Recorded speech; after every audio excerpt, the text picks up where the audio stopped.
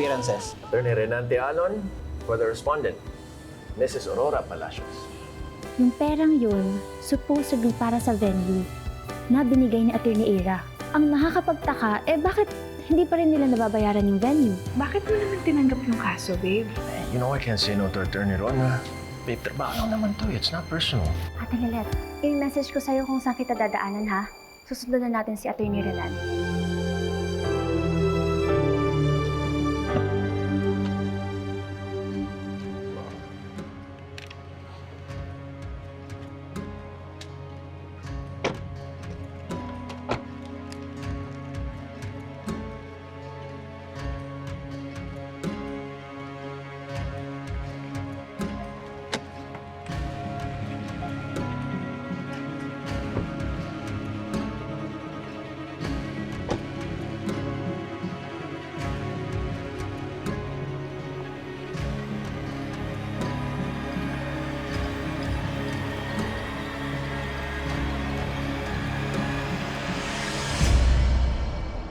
Boss, teka lang!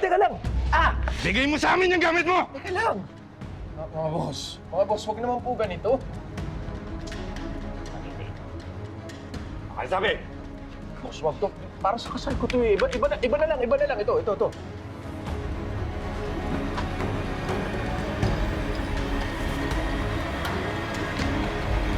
Next to. Bigay mo pa rin sa akin yung envelope na yun. Boss, Ano gusto mo? Panimba kitang tiga sa ulo! Tulong! Tulungan ko si! Tulong!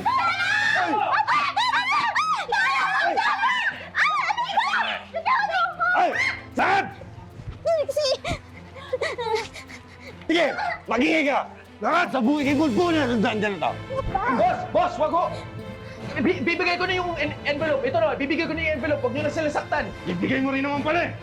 Tayo mo pa sinabi!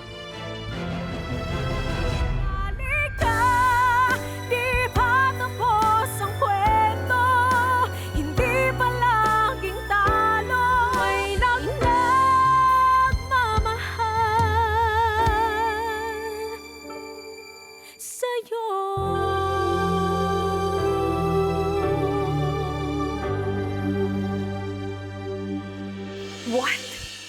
Hindi pa fully reserved? What are we even talking about? Di ba nakipag-meeting na yung fiancé ko regarding the payment? Anyway, don't worry. He's on his way there. Pakiantay na lang po. Bakit ba nangyayari to? May problema po ba kayo? Halata po kasi sa mukha niyo eh. Sorry. Wala. It's about the wedding preparations. Gusto ko na kasing matapos lahat ng to pero hindi pa rin okay. These wedding preparations, you know, they have a way of revealing interesting things about people. Kaya kayo, attorney, keep calm lang kayo. Sige kayo, baka magkaroon kayo ng pimple or dark circles under your eye. Ay, excuse me lang po.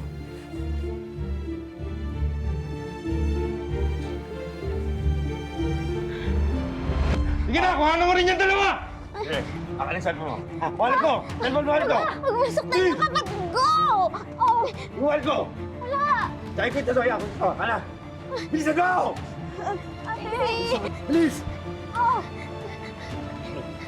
Yan, tama na. Ganun nakadali ngayon. Wala nang libre ngayon. Ha? Ano? Boss? Kung yun naman yung gusto niyo yun. Yan yung sila. Unahin ko na kayo ito dyan dito. Ate!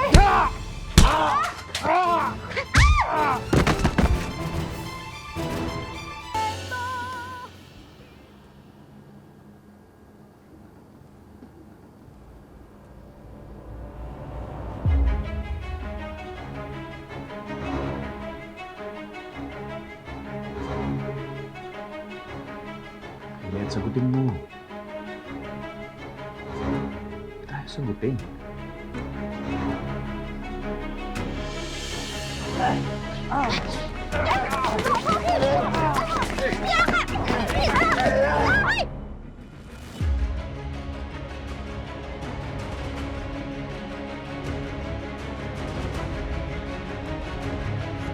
Tumakbo!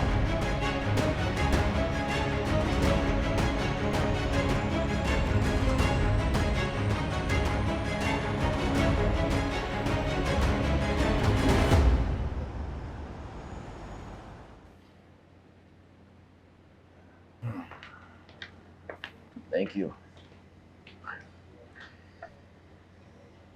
Nabigay ko na yung testimony ko kanina sa kanila. Nabigay ko na yung listahan ng items tsaka yung worth ng mga nanakaw sa atin. Sige po. Magbibigay na rin kami ni Ate Lilet ng testimony.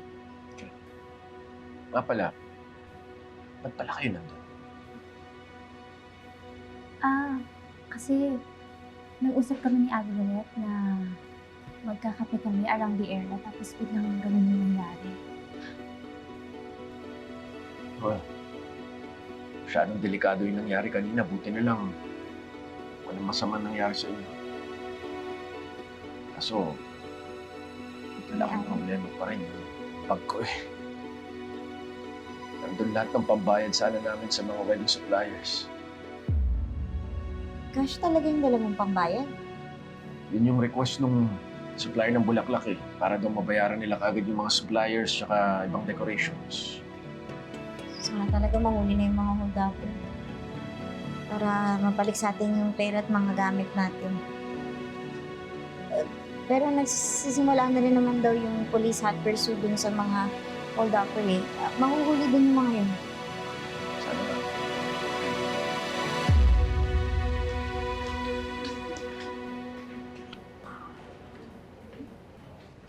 Ayon po sa testimony pa lang ni Atty. Alon, nung kinuwenta po ang mga nakuha sa inyo, mahigit kalahating milyon ang natangay ng hold-uppers. Oh my God! They have to pay! Paano niyo sila mahuhuli? Magbibigay na rin po kami ng statement ng kapatid ko. Tsaka pwede ko ba tayo na rin yung gumawa ng digital facial composite sketch para mag-aid po dun sa paghahanap niyo sa mga suspects? Pero nakamaskara ho sila, di ba, Atty. Alon?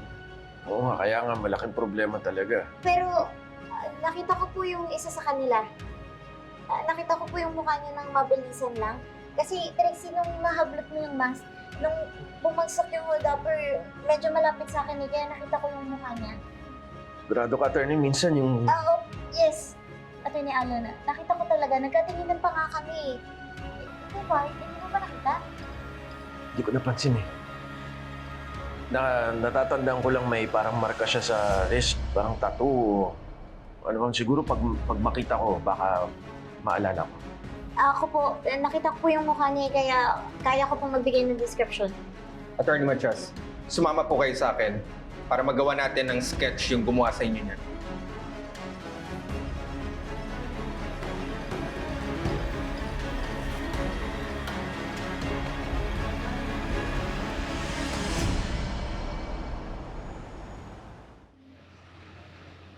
Importante, wala namang masyadong nasaktan sa atin.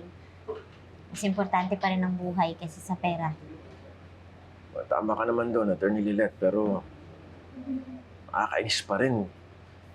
Pera sana yun para sa kasal namin ng kapatid mo.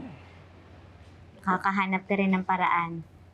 Ang importante, matutuloy pa rin yung kasal dahil ligtas tayo. Lilet, alam ko hindi pa kayo ganun ka-okay ni Era, pero importante ka sa amin. I really think you should be there to witness your sister's wedding.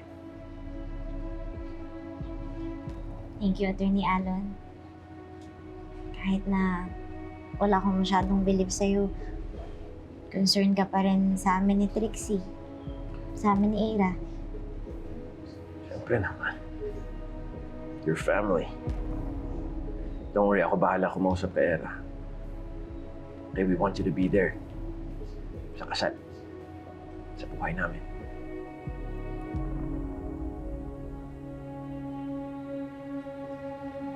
Ito na po yung digital facial composite sketch ayon sa testimonya nyo, Attorney Matias.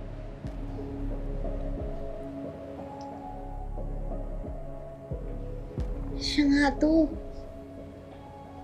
Atty. Alon, naalala mo na ba siya? Hindi pa rin eh. Basta yung tatulan talaga yung natatandaan ko. Sige po, hanapin natin yan. Baka nasa paligid lang yan. Sana kung merong CCTV man lang dun sa lugar na yon, mas madali natin malalaman.